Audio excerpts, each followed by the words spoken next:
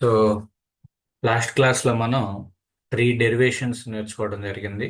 ఒకటి parallel axis theorem, రెండు perpendicular axis theorem, and దానికి ముందు ఉన్నటువంటి ఆ, కొన్ని బేసిక్ ఫార్ములా నేర్చుకోవడం జరిగింది. అంటే మొమెంట్ ఆఫ్ ఇనర్షియాకి సంబంధించి parallel axis theorem, perpendicular axis theorem చూసుకున్నట్లయితే మీ యొక్క parallel axis theorem, perpendicular axis theorem examination point of వ్యూలో కూడా మీకు అది చాలా ఇంపార్టెంట్ అండి. ఆ డెరివేషన్ అనేది చాలా ఇంపార్టెంట్, దాని యొక్క స్టేట్మెంట్ అనేది ఇంపార్టెంట్.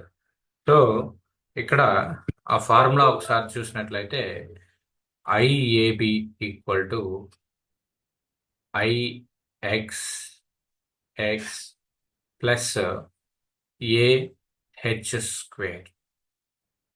ఇది ప్యారలల్ యాక్సిస్ థీరం యొక్క స్టేట్మెంట్ అండ్ మ్యాథమెటికల్ ఎక్స్ప్రెషన్. అదే పర్పెండిక్యులర్ యాక్సిస్ థీరంకి వచ్చేసరికి మీకు IZZ moment of inertia about z axis equal to moment of inertia about x axis plus moment of inertia about the y axis. So ఇప్పుడు మనం ఇది theoretical complete అయిపోయింది. Moment of ఇనర్షియాకి సంబంధించినటువంటి theoretical part అనేది complete అయింది. అంటే రెండు derivations, ఒకటి parallel axis theorem, parallel axis theorem, రెండోది పర్పెండిక్యులర్ యాక్సిస్ థీరం. సో మీకు ఎగ్జామినేషన్ పాయింట్ ఆఫ్ వ్యూలో ఈ రెండిటి యొక్క డెరివేషన్స్ని అండ్ ఆ రెండిటి యొక్క స్టేట్మెంట్స్ని కూడా చాలా కేర్ఫుల్గా ఎక్కువ సార్లు ప్రాక్టీస్ చేయండి. Why? Because we get the 5 marks for these derivations. రెండిట్లో ఒక డెరివేషన్ కంపల్సరీగా రావడం జరుగుతుంది. నెక్స్ట్ ప్రాబ్లం పాయింట్ ఆఫ్ వ్యూకి వచ్చేసరికి, ప్రాబ్లం పాయింట్ ఆఫ్ వ్యూలో మనకి moment of inertia find out చేయమంటారు. ప్రీవియస్గా మనం ఏదైతే సెంట్రాయిడ్ క్యాలిక్యులేట్ చేసామో, అంటే T section, I section, C section, okay, అలానే ఎల్ సెక్షను, జెడ్ సెక్షను, వీటికి సెంట్రాయిడ్స్ అనేది మనం క్యాలిక్యులేట్ చేసాం. ఆ సెంట్రాయిడ్ ఈ చాప్టర్లో కూడా, ఈ యొక్క మొమెంట్ ఆఫ్ ఇనర్షియా అనేటువంటి చాప్టర్లో కూడా మనం సెంట్రాయిడ్ క్యాలిక్యులేట్ ఫస్ట్ 2 స్టెప్స్ ఉంటాయండి. ఒక స్టెప్ ఏంటి అంటే సెంట్రాయిడ్ ఫైండ్ అవుట్ చేయాలి, దాని నుండి వచ్చినటువంటి దానికి మొమెంట్ ఆఫ్ ఇనర్షియా అనేది ఫైండ్ అవుట్ చేయాలి. ఇది కామన్ పాయింట్. ప్రొసీజర్ ఏంటి అంటే నువ్వు ప్రీవియస్ చాప్టర్లో ఏదైతే క్యాలిక్యులేట్ చేసావో సెంట్రాయిడ్, అది ఇక్కడ క్యాలిక్యులేట్ చేసి దాని తర్వాత మొమెంట్ ఆఫ్ ఇనర్షియా అనేది క్యాలిక్యులేట్ చేస్తావు. అయితే ఈ యొక్క 5 సెక్షన్స్లోనూ కూడా T section, I section, C, L, Z వీటిల్లో కామన్గా ఉండేది ఏంటి అంటే రెక్టాంగిల్ అనేది కామన్గా ఉంటుంది. రెక్టాంగిల్.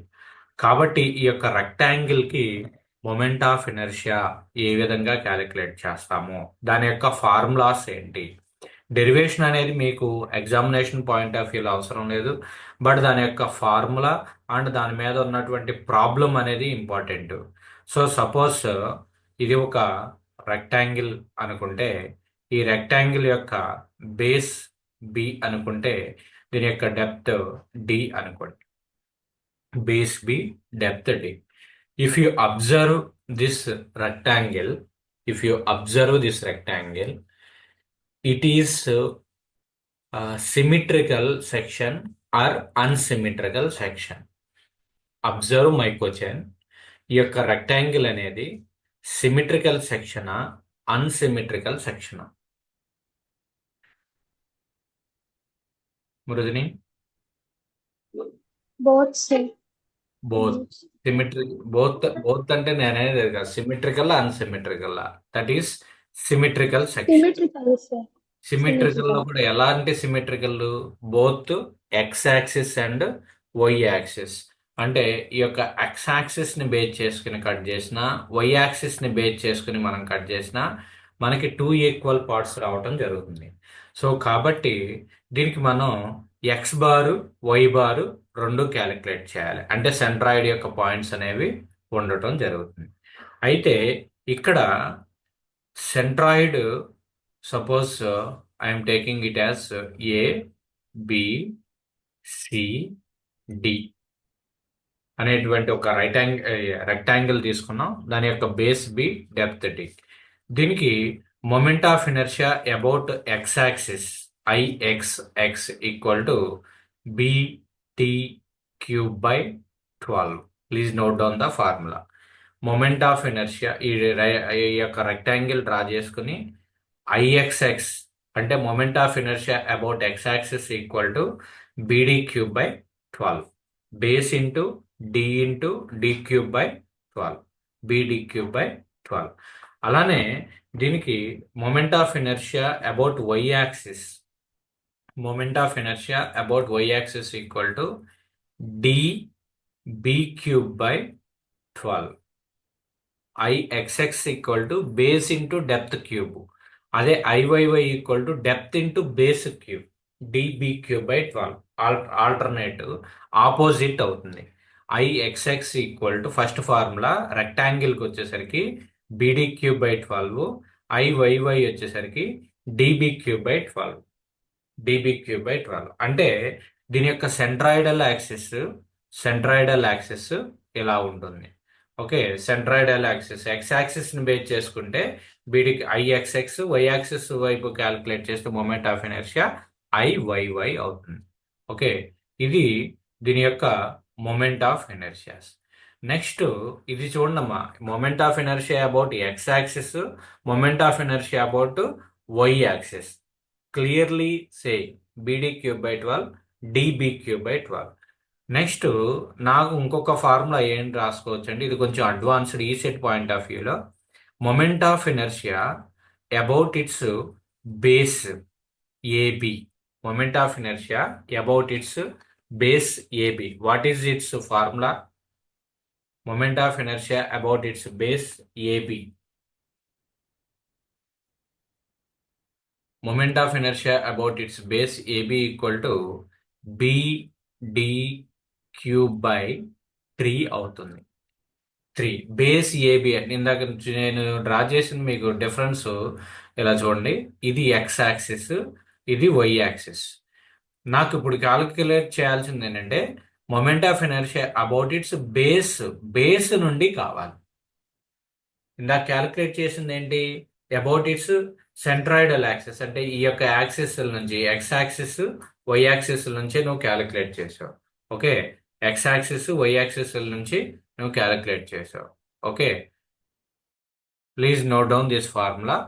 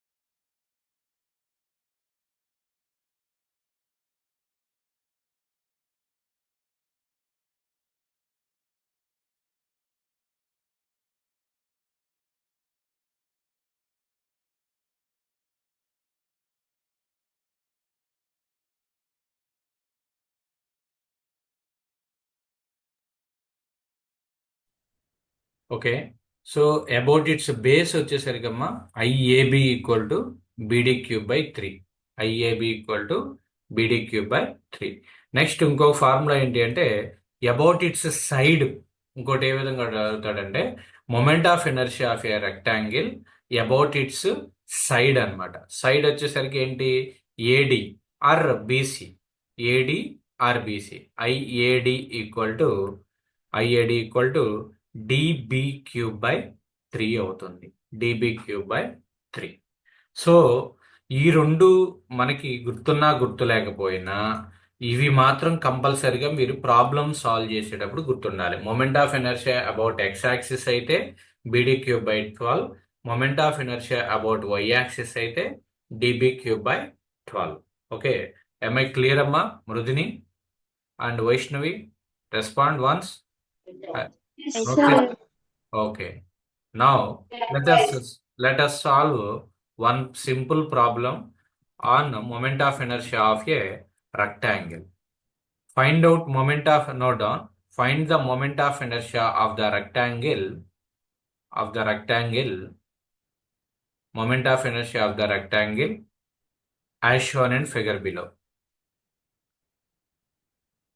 5 centimeters, 10 centimeters. Calculate చేయండి అమ్మా. Calculate IX. Calculate IXX equal to ఎంత, IYY ఈక్వల్ టు ఎంత.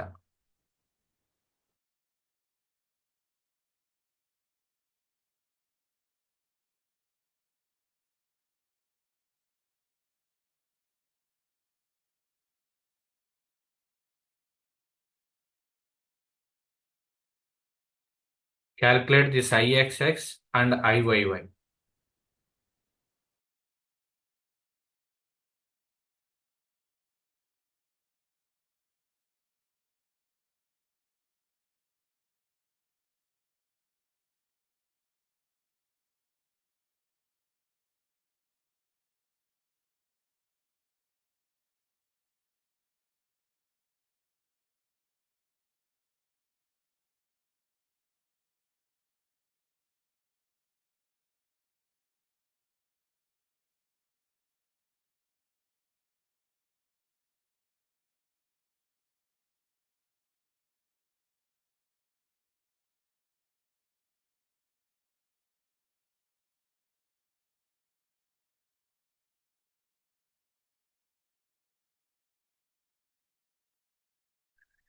ఏమవుతుంది ప్రాబ్లంలో ఫార్ములా ఐఎక్స్ఎక్స్ ఈక్వల్ టు ఏంటి, ఫార్ములా ఏంటి, రెస్పాండ్ అవ్వండి.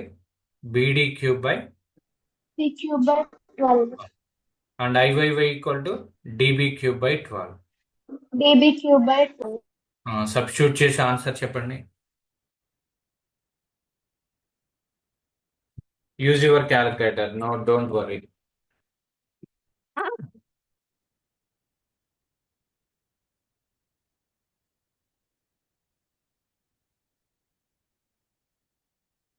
Base is 5 centimeters and depth ఇది B. బేస్ B అవుతుంది, డెప్త్ D అవుతుంది. So here depth is 10³/12.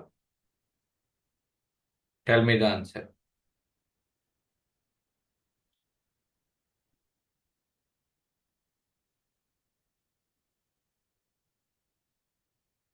Here also depth is 10 and base B is 5.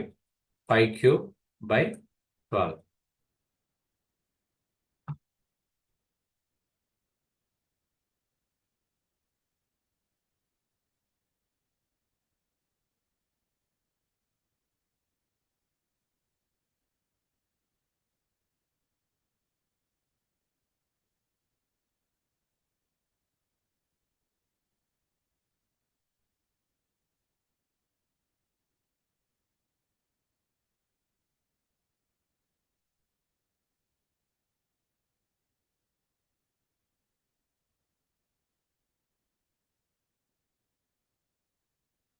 ఉన్నాయా క్యాలిక్యులేటర్స్, ఉన్నాయా మీ దగ్గర? Sir, IXX 416.66. 416.66. యూనిట్స్ ఏంటమ్మా? మొమెంట్ ఆఫ్ ఇనర్షియాకి యూనిట్స్ ఏమవుతాయి? mm.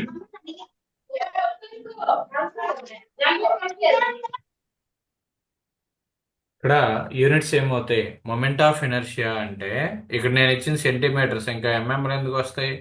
మొమెంట్ ఆఫ్ ఇనర్షియా యొక్క definition ఏం చెప్పుకున్నాం? It is the second moment of area. Second moment of area. Second moment. First moment ఏంటి? First moment వచ్చేసరికి, సెకండ్ మొమెంట్ అంటే 2 times. అంటే first moment చేయాలి. మొమెంట్కి వచ్చేసరికి మీకు మొమెంట్ ఆఫ్ ఏరియా. మొమెంట్ అంటే ఏంటి? మొమెంట్కి వచ్చేసరికి force into displacement. Moment of force అంటే ఫోర్స్ ఇంటూ డిస్ప్లేస్మెంట్. ఇది second moment of area. Second moment of ఏరియాకి వచ్చేసరికి మీకు mm⁴ are cm⁴ R meter power 4.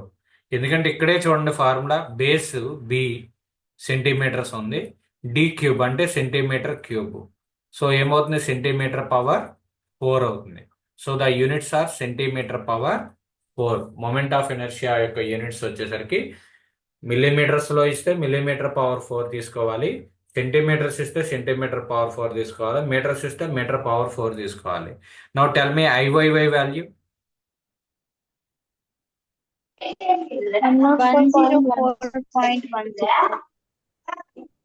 104.16.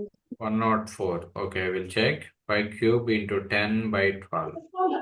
So 104.16 cm⁴.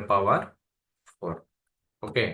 So in this way, sir క్యాల్సీలో cube ఎలా సార్ వేయాలి? ఏమ్మా calculator లో క్యూబ్ ఎలా సార్ వేయాలి? క్యూబ్ వచ్చేసరికి మీకు సపోజ్ ఇప్పుడు ప్రాక్టీస్ కోసం ఆన్లో పెట్టండి, చెప్తా. ఆన్లో పెట్టారు కదా, 3 ప్రెస్ చెయ్యి. 3 షిఫ్ట్ x² ఉంది చూసారా, x². Yes sir. x² కి పైన ఎల్లో లెటర్స్ లో ఏముంది, x³ ఉంటుంది, కనపడిందా? Yes sir. ఆ x² ని ప్రెస్ చేయండి. ఓకే సార్, వచ్చింది. వచ్చింది కదా, వెరీ గుడ్, రైట్. సో ఈ విధంగా మనం క్యాలిక్యులేట్ చేస్తాం. So let us solve one problem, same model, same thing. I'm taking another rectangle. It is having 7 meters and it is 2 meters. Calculate its moment of inertia about x-axis and about y-axis.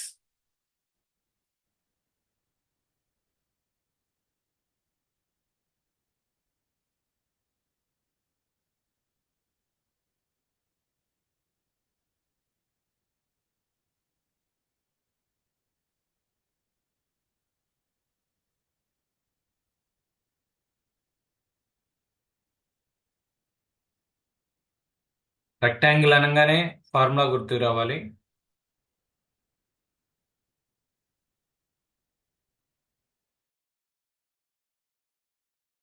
Sir 57.16 IX.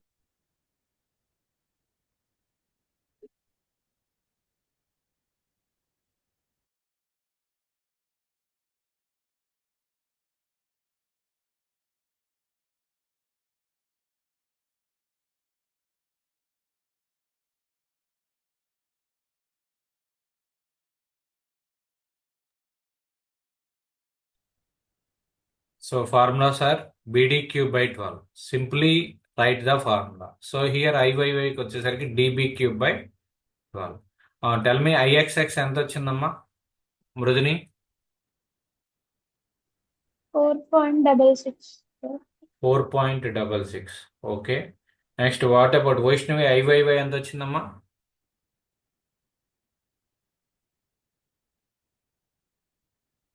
Base 7, 2³/12. 7 8s 56/12. 4.66 cm³. Next, what about this sir I? IYY So F is 2 into 7. 57.16. How much? 57.16. Okay, 7³ into 2/12. So that is 57.16 cm³. So ఇది చాలా simple problem. 3 marks అడగటానికి అవకాశం ఉన్నటువంటి problem. ఏంటి, ఒక rectangle ఇచ్చి దాని యొక్క moment of inertia find out చేయమనడం. నెక్స్ట్ మేజర్ అంటే ఎస్ఏ క్వశ్చన్స్కి అడిగేటువంటి ప్రాబ్లమ్స్ ఎలా ఉంటాయంటే, మనం ప్రీవియస్గా ఏదైతే సెంట్రాయిడ్ క్యాలిక్యులేట్ చేసామో అలాంటి ఎల్ సెక్షన్ అంటే కాంపోజిట్ సెక్షన్స్ అంటారు. అంటే ఏంటి, సింగిల్ రెక్టాంగిల్ కాకుండా మల్టిపుల్ రెక్టాంగిల్స్ ఉండేటువంటి అవకాశం ఉంటుంది. సో కాబట్టి let us take one problem, that is basic section, that is L section. L section, it is 2 centimeters and its length is here 10 centimeter. Its base is from here 4 centimeters, and that is, it is 6 centimeters. It is 2 centimeters.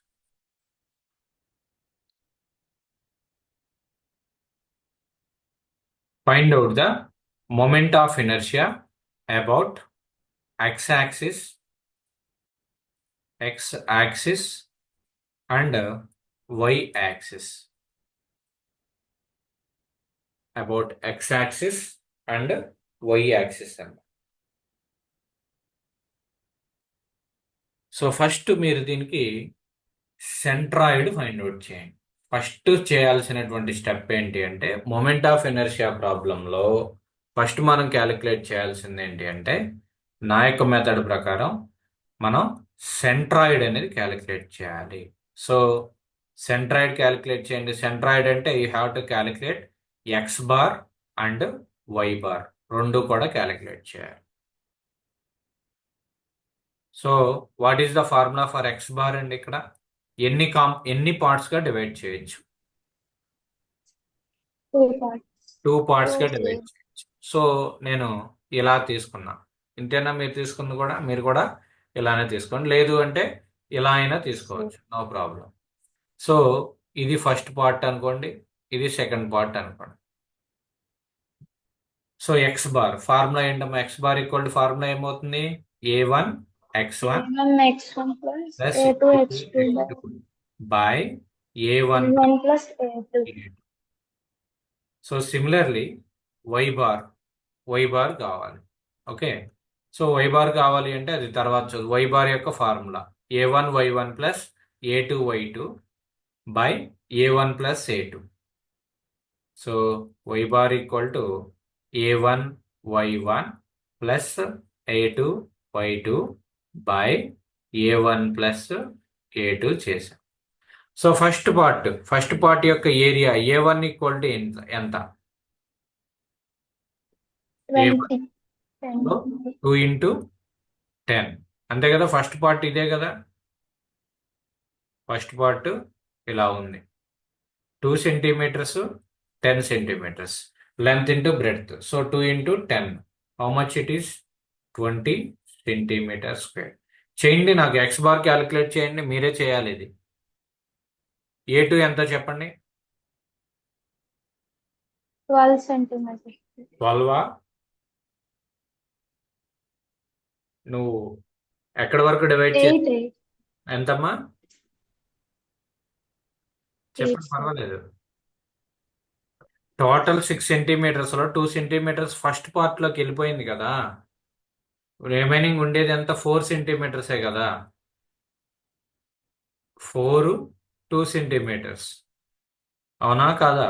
Total length 6 లో 2 centimetres first part లోకి వెళ్ళిపోయింది. So కాబట్టి దాన్ని ఇక్కడ మనం second part లోకి తీసుకోకూడదు, అక్కడ కన్ఫ్యూజన్ అవ్వద్దు. So 4 into 2 that equal to 8 centimetre square. నువ్వు క్యాలిక్యులేట్ x1 ఏమైంది? x1 అంటే ఏంటి? L/2 నా B/2 తీసుకోవాలా? x అంటే ఏంటి? హారిజాంటల్ డిస్టెన్స్, అంటే y యాక్సిస్ నుంచి ఉన్నటువంటి డిస్టెన్స్. ఇది y యాక్సిస్, ఇది x యాక్సిస్. సో x1 అంటే ఏంటి? y యాక్సిస్ నుంచి ఉన్నటువంటి డిస్టెన్స్. ఏమేయాలి? బేస్ బై 2 అంటే B1/2. B1 ఎంతమ్మా?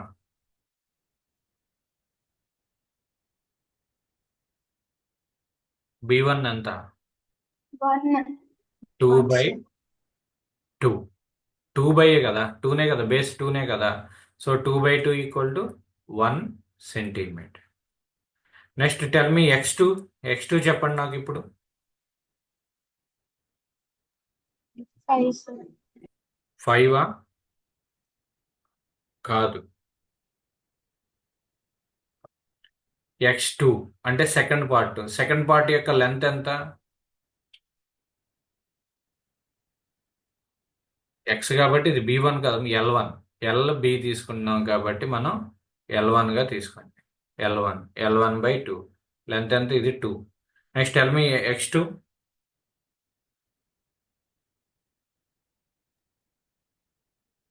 సెకండ్ పార్ట్ యొక్క లెంత్ ఎంత? 4 కదా. ఓకే, 4/2 ప్లస్ ఎంత యాడ్ చేయాలి? 2. అది సో 4/2 ఎంత? 2 + 2 4 సెంటీమీటర్. సో ఇక్కడ X1 X2 వచ్చింది. Okay, similarly calculate Y1 Y2. Y1 = Y అంటే ఏం చేయాలి ఇప్పుడు? X యాక్సిస్ నుంచి ఫస్ట్ పార్ట్ యొక్క సెంట్రాయిడ్కి distance.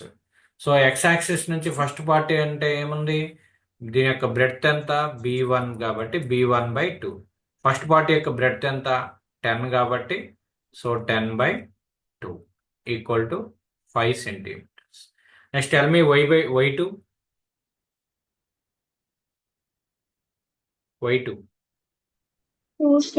B2/2.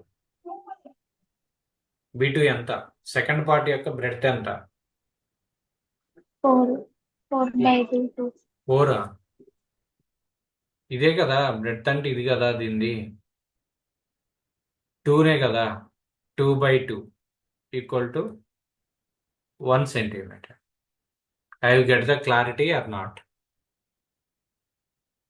Respond Mruduni, Vaishnavi. అర్థమైంది అది. మీరు ఈ లెక్కన ఏంటి అంటే ఆ ప్రాబ్లమ్స్ని ప్రాక్టీస్ చేయట్లేదమ్మా. టైం దాని మీద స్పెండ్ చేయండి, ప్రాక్టీస్ చేయండి. లేదు అంటే కనుక మర్చిపోతూ ఉంటారు. ఓకే, సో ఇప్పుడు substitute these values. Substitute all the values. A1 is 20, X1 is 1, plus A2 is 8, X2 is 4. By A1 is 20, A2 is 8. Simplify this value and tell me. 20 + 32/2 ఎంతమ్మా? 29. ఒకసారి క్రాస్ చెక్ చేసుకోండి. X bar ఎంత వచ్చిందా?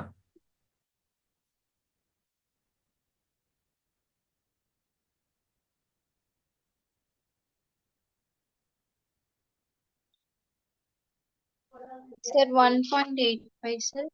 Very good. 1.85. Mrudini, cross verify. 1.85 is the correct answer. 1.85 centimeters. Next, coming to Y bar. A1 value is 20 and Y1 value is 5 centimeters, plus A2 is 8 and Y2 is 1. By A1 is 20 plus A2 is 8. Tell me the value of Y bar. 3.85, sir. Cross verify. 100 plus 8, 108/28. Okay, very good. 3.85 centimeters.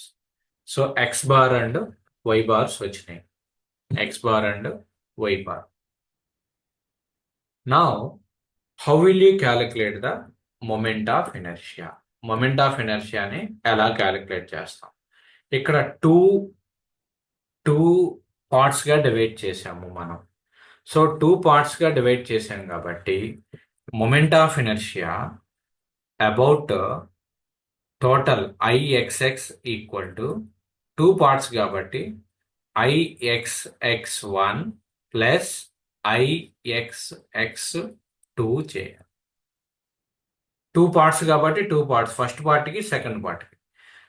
IXX = ఏమవుతుందంటే IX plus A into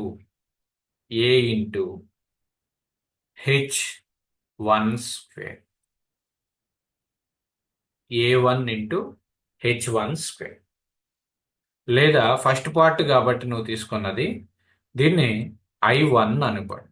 so I1 plus A1 into H1 square. అలానే second part వచ్చేసరికి I2 plus A2